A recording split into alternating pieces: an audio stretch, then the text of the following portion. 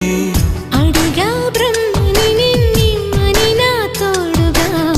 నిన్నటి నిదురలోని కలలలోనా అటులే కమ్మనువా కమ్మని తన మాటలు